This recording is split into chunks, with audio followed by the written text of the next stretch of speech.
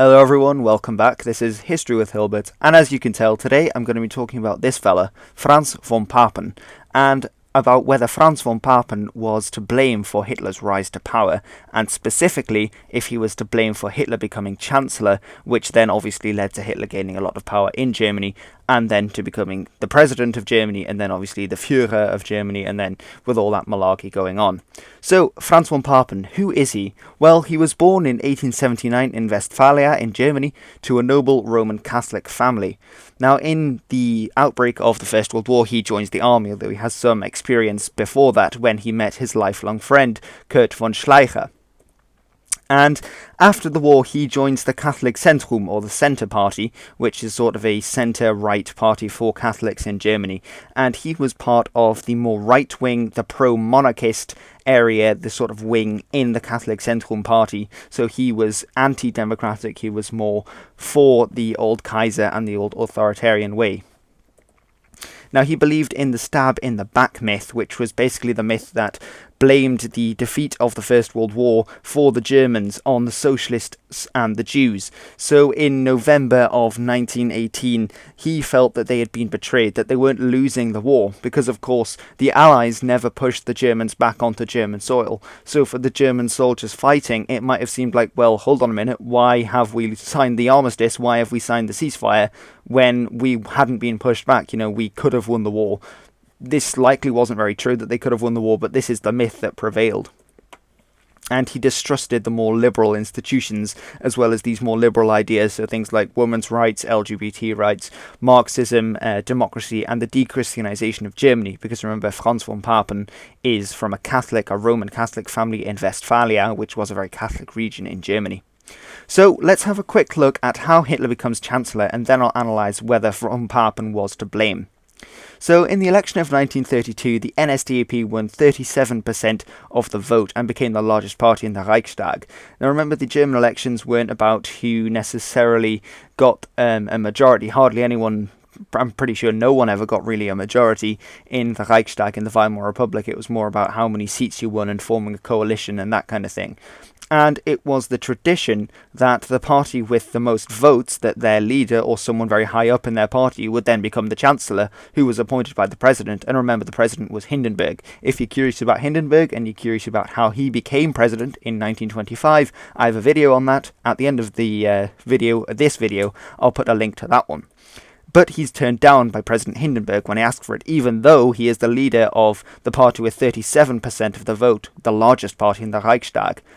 And the coalition in the Reichstag in 1932 under von Papen, who this video is about, only lasts for 6 months. It's a very chaotic period, the late Weimar era, and we see a return to a presidential style of government. Now, Article 48 decreed in the Weimar Constitution that in times of national crisis, the president could then pass bills by diktat, is the German word, so it's by decree, so without having to get it voted in, because there was so much disruption, especially with the NSDAP in Parliament, and no one was agreeing in the Reichstag, that the president had to then just force things through, which of course isn't democratic. And von Papen's government is pretty much a symptom of this, as is his follower, who is von Schleicher, his old friend, whose chancellorship only lasts for 2 months as the head of the Reichstag Parliament. And meanwhile, while von Schleicher is replacing von Papen wants to regain the power he lost, because obviously he was the Chancellor and now he's been replaced. So he tries to regain this by striking a deal with Hitler in secret. And on the 30th of January, Hitler is made Chancellor by Hindenburg, and it's because of von Papen. And what does he get out of the deal? Well, von Papen then becomes the Vice-Chancellor. So is von Papen to blame for Hitler's rise to power and Hitler's rise to the chancellery? Well, I'm going to say yeah, or yes. He was very desperate to regain favour with President Hindenburg because, of course, his chancellorship had failed after only half a year, after only 6 months, so he was in a bad position. Hindenburg had relied on him and his, technique hadn't worked, which is why Hindenburg then appointed von Schleicher. Now, as well as this, he was anti-Weimar and anti-democratic, because he was of this old elite, well, he's not from the Prussian elite, but he's from that old class. He did well under the Old Reich, and he didn't like Weimar, he didn't like democracy, and he wanted a party like the Nazis in power who were more sort of pro-monarchist. They were definitely on the very far right, and they were more authoritarian, with a leading figure like a Führer, which would become Hitler. And he was also the one who actually struck the deal with Hitler in the first place. So he was the one who basically said to Hitler, well, I'm going to get you into the position of Chancellor if you make me Vice-Chancellor. And without this, Hitler wouldn't have got there, because remember, Von Papen had the ear of General Hindenburg. And Hindenburg had actually refused the chancellorship to Hitler many times, and it's only after Von Papen tries to persuade him that Hitler would be made chancellor. And the way he does this, by the way, is to persuade Hindenburg that they could have Hitler in the position of chancellor and that they could control him from there. The expression they used is chancellor in chains, and this is then reminiscent of the sort of idea that they had that maybe if he was chancellor, they could control him more, because the Nazis were a really rowdy bunch. In the streets of Berlin and other big cities, the SA, or the Sturmabteilung, were basically the paramilitary branch of the NSDAP, and they would beat up communists and socialists, political opponents, Jews, and the murders were starting to increase as well. And especially because the communists hadn't done very well, they were seeing that the Nazis were doing better than them, so the communists were then going back to violence, which then led to more violence with the Nazis, who, after I think one of the Sturmleiter of the Sturmabteilung were killed, that they then, the violence picked up. So Hindenburg hoped to keep Hitler under control, and if he kept Hitler under control, he could keep the SA under control, and the SS, and the various Nazi factions. But this doesn't work, as we all know. But of course, it's not just one-sided, and I'm going to say 9 as well, or no, for is Von Papen to blame? Because ultimately it was President Hindenburg who made the final decision to have Hitler made Chancellor, and it wasn't Von Papen's choice.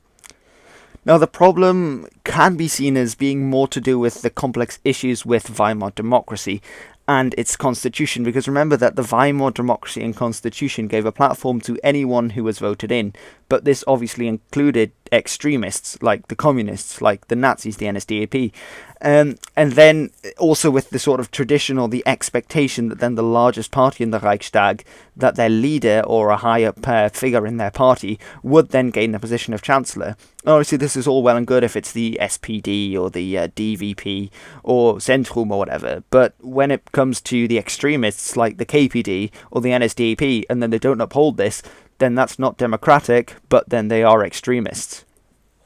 And it can also be seen as von Schleicher's fault, because his government failed after only 2 months. Remember, Von Papen's government had lasted 6 months, well, this guy's government has only lasted, a third of that time.